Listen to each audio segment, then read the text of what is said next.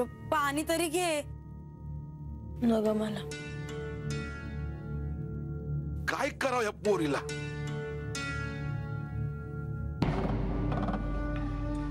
अरे बाबा खंडू, अरे कुठं होतास तू? अरे हात बघ ना, एवढं काय घडलं. अरे तू बी नव्हतास, म्या बी घरला नव्हतो बघ.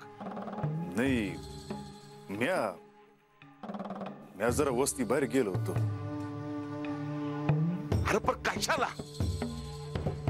होतं एक काम. म्हातार बाबा, मी आबी तुला लई हुडकलं. हातचा दिसच असा होता, समधी मलाच हुडकत होती. अरे बालूच बघ ना, काय झालंय ती.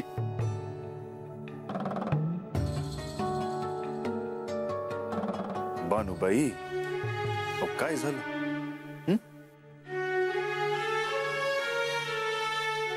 अरे कसं सांगू तुला? तू कोणाला सांगणार तर नाहीस ना? नाही नाही. आणि हे बघ, वस्तीवर तर सांगू नका सा. अरे ते खंडोबाची बायको हात आली होती.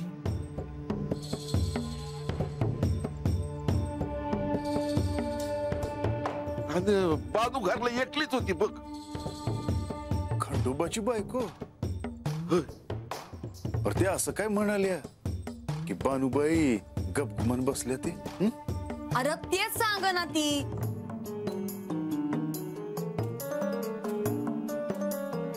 तीस भर काय खाल्लं नाही आणि आता बी जेवाया नाही म्हणत्या.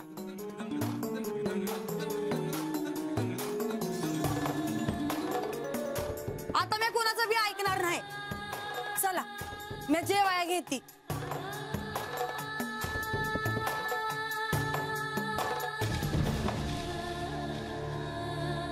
तू बी जेवून घे रे म्हातार बाबा. ए खंडू, जा बाबा, तुम्ही बस, जा जा. अपर बानूबाई. अरे जा ना बाबा, बस की.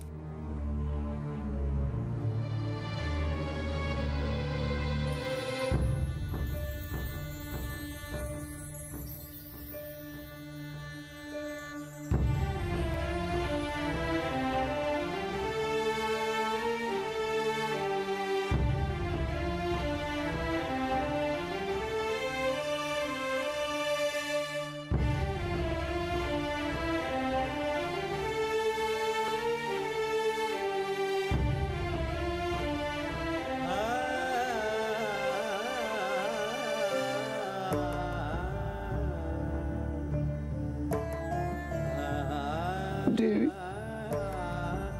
तुम्ही बी उपाशी यायचा. तुमच्या अदुगर आम्ही कसं जेवणार? माझ्यासाठी तुम्ही एवढे कष्ट घेतलेत. माझ्या हट्टासाठी तुम्ही ऊन वारा सहन करत इथवर आलात. तुमची मला काळजी नाही असं कसं होईल?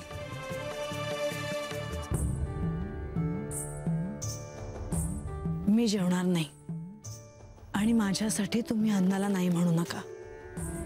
होय देवी.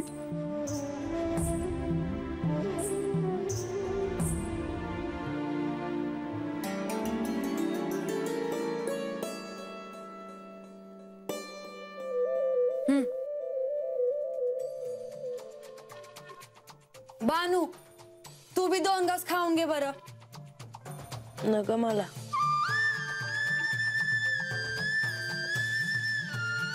आता एका अर्थी माझा उपवास सुरू झाला आहे. कसलीच इच्छा नाही राहिली मला. जगायचं ते प्रजेच्या सुखासाठी. मी तरी कसा जेवू?